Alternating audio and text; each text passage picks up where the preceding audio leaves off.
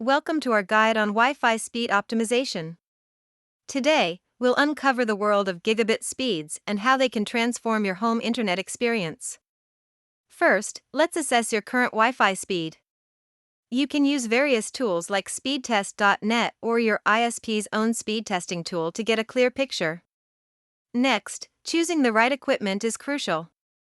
Look for routers and modems that support gigabit speeds and have the latest technology. Router placement can significantly impact your coverage. Aim to position your router in a central location with minimal obstacles. Identifying network interference is vital. Common culprits include thick walls, microwaves, and even Bluetooth devices. For the best speed, consider using wired connections, especially for bandwidth-heavy tasks like gaming or streaming. Adjusting your Wi-Fi settings can improve your speed.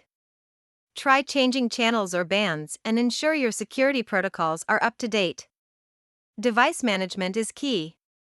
Prioritize bandwidth for essential devices like gaming consoles or work laptops to maintain speed. Don't forget regular maintenance. Keep your firmware updated and restart your equipment periodically to ensure peak performance.